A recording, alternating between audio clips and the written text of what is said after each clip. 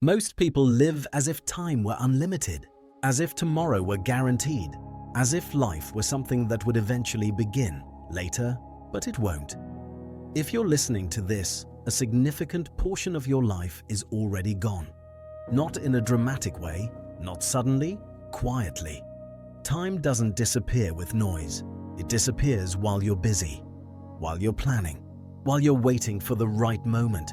And that's the most dangerous illusion of all. We tend to think of life as long. We imagine decades stretching endlessly ahead of us. But that's not how time actually works. Life feels long when you look forward. It feels short when you look back. And the older you get, the faster that contrast sharpens. Think about your childhood. Entire summers felt infinite. Days felt slow. Weeks felt endless. Now compare that to the last 5 years of your life. They probably collapsed into a blur. The reason isn't that time is moving faster. It's that your perception of time is changing.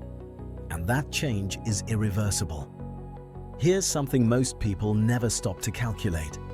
If you live to be 80 years old, you have about 4,000 weeks total. That number sounds large until you break it down. A large portion is already gone. Another portion will be spent sleeping. Another will be spent working. Another maintaining your body. Another dealing with obligations. What remains, the part you actually control, is frighteningly small. Yet we spend that remaining time as if it were disposable. Scrolling, postponing, waiting for motivation, waiting for confidence, waiting for clarity. All while time keeps moving. One of the biggest mistakes people make is believing that they'll start living once certain conditions are met. Once they have more money, once they have more time, once they feel ready, once life becomes easier. But life doesn't move in clean phases.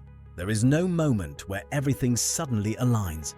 There is only now and what you do with it. And now is always slipping through your hands. Another illusion we live with is the belief that tomorrow will be similar to today. But time doesn't accumulate evenly. It contracts.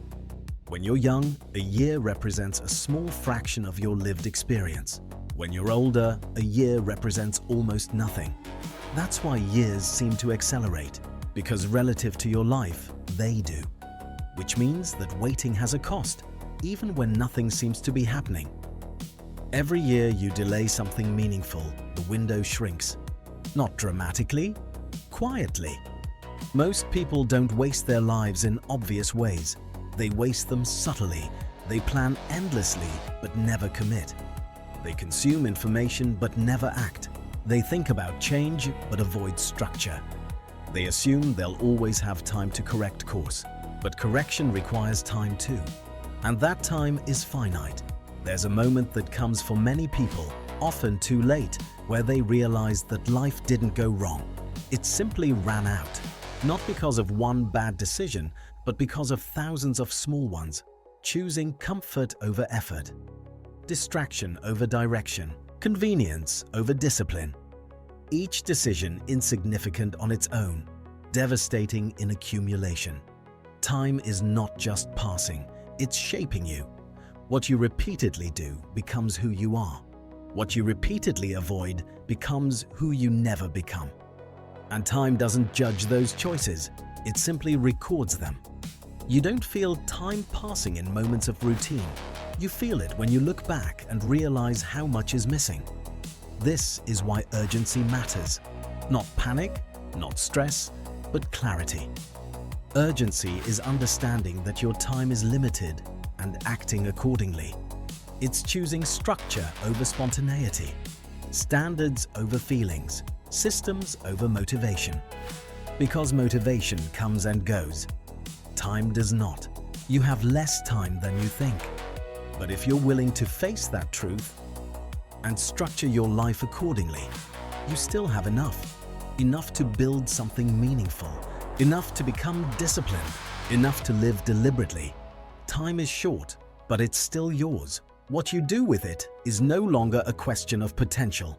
It's a question of choice.